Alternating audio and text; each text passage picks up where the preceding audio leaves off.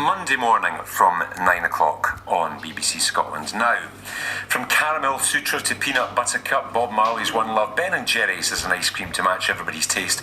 But now the US company, with its roots deep in the 60s counterculture, is looking to add another flavour to its range. One Bob Marley might appreciate himself: CBD, cannabis oil. While it's illegal to use it in food products in the United States, several big food companies are looking to develop CBD infused products. So what is CBD oil and why does it remain controversial but a hot topic at the moment? Dr. Danny Gordon is a physician in integrative medicine and cannabis medicine. Good morning, Danny. Hi, good morning. Thanks for having me. Nice to speak to you. And Stephen Rolls is from Transform Drug Policy Foundation. Steve, morning. Hi there. Hi, thanks for your time. Danny, first of all, CBD, we kind of chuck this phrase around a lot nowadays. What exactly is it? So CBD stands for cannabidiol, which is the scientific word for the chemical that comes from the cannabis plant that does not make you high. So although it doesn't make you high, like the more well-known chemical called THC, it can actually have a lot of different effects in the body, some of which may be very helpful for a number of different health and wellness conditions. And where does it come from? How is it extracted?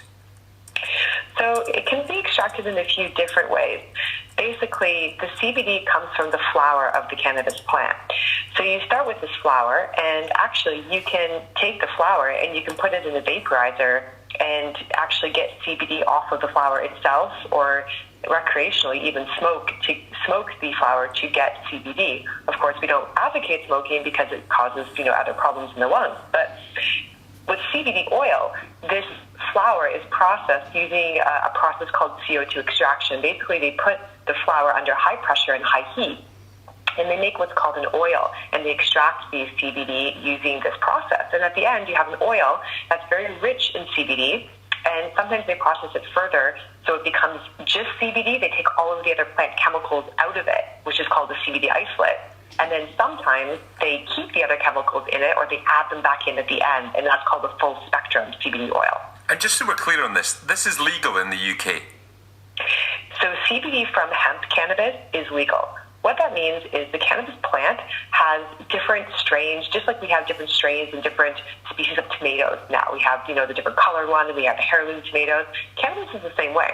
So there's some cannabis strains that have been cultivated and bred over the years to get rid of most of the THC.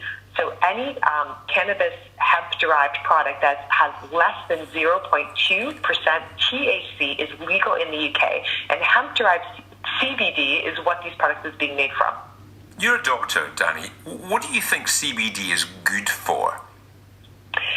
So it's really a broad question. So in my medical practice, I use medical cannabis with a variety of conditions with my patients. And, with what CBD is good for, it really comes down to more than just CBD itself, but what dose we're talking about, what product we're talking about, and, the quality of that product and the amount of CBD.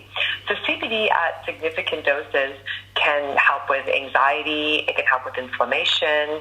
I've used it in a variety of clinical scenarios. This is medical grade cannabis oil with high CBD. So this is a little bit different from what we're seeing on the shelves here. But even what we're seeing on the shelves here, some of the products that are good quality, people can notice effects like stress relieving effects, anti-anxiety effects, potentially maybe helping with sleep and inflammation. More research, presumably, is needed because it's kind of early days for all this, isn't it, Danny? Yeah, so it's really still cowboy country when it comes to the regulation of CBD hemp products. And we also need more studies in humans. So far, the animal models have been very promising, and we have some studies in humans. Some of those studies are using really high doses of CBD and showing a beneficial effect on things like performance anxiety and sleep and stress.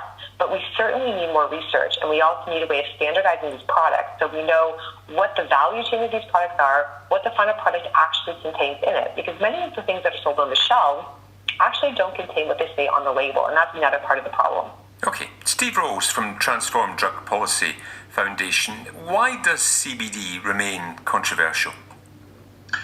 I think it's probably because even though CBD, as Danny's explained, I think very clearly, is a useful medicine and its side effect profile is very safe. So you could take a bath in CBD oil and drink litres of it, and you wouldn't have any problems at all. But its association with cannabis and the risks of cannabis and THC mean that it's kind of comes with an awful lot of sort of political baggage associated with the war on drugs and so on. So it hasn't really been explored as a medicine or as a food supplement in the way that it might have been if it wasn't associated with cannabis. And I think it's that baggage which is causing the problems. Why is it so prevalent just now? Why do we suddenly seem to have kind of come across this? I think a certain degree of it is just that you get fads in health and wellness products. So it may be that it's just the latest fad, and it will disappear as many of the other sort of, whatever health fads and health supplement fads have. But CBD, it seems, compared to some of the things that come along in the health and wellness field, it does seem to actually potentially be effective and have some real uses. So, if people use it and they have benefits from it and then they recommend it to their friends, it can build up a market pretty quickly. The problem is that there's an awful lot of products that have, as Danny said, they're not very well regulated. They may have very small amounts of CBD and that won't be actually doing anything. They may be making spurious medical claims that aren't really justified by the research.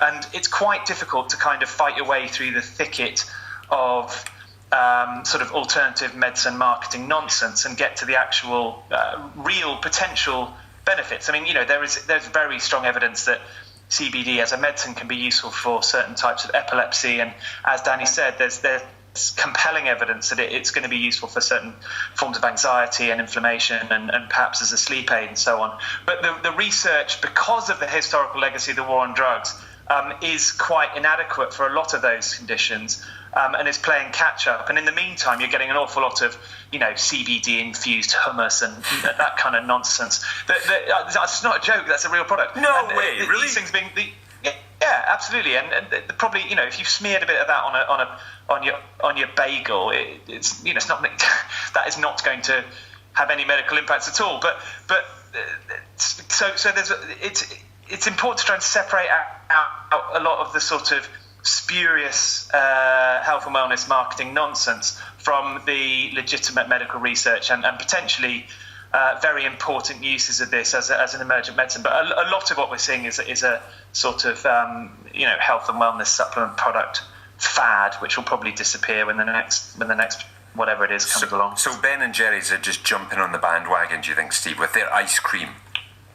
I've got to be honest and say yes. I think it's almost certainly nonsense. I mean, I put the CBD ice cream up there with CBD hummus. I mean, if you want to use CBD as a food supplement, you're probably best off getting a high quality oil that has a standardized product with a guaranteed content and using that in a sensible way according to some decent advice that you can get from a doctor. I think eating the hummus or the yogurt or the elbow rub or whatever nonsense you can get in a local health store is almost certainly a waste of time. Don't eat elbow rub. That's never a good idea. Danny, you rub it on your elbows though. It's great for elbow. Danny, what do you think? CBD ice cream. Any possible health benefits from that, or just a smart bit of marketing? Well, I think, similar to what we've just heard, we're seeing a lot of food and beverage companies jumping on the CBD trend. And it really comes down to how much CBD are you actually getting per serving in these products. It's pretty unlikely that you would get enough CBD to make any difference for most people. Generally speaking, these products are infused with a very small amount of CBD, similar to what we're seeing with turmeric, for example. Turmeric has an active ingredient that can be very anti-inflammatory at very high doses, and when combined in a very kind of medicinal way. But just adding a little bit of turmeric to your latte at Starbucks is probably not going to have that effect. So I think, generally speaking, without seeing the product and seeing how much CBD per serving, what the CBD is actually coming from and how they're doing it, it's hard to say for sure, but it seems highly unlikely to me that it would have a clinical effect. Danny, thanks for your time this morning. That's Dr. Danny Gordon, who's a physician in integrative medicine and cannabis medicine. And we heard from Steve Rolls as well from Transform Drug Policy Foundation. Right now we're at 11:51 on a Friday morning. This is BBC Radio Scotland.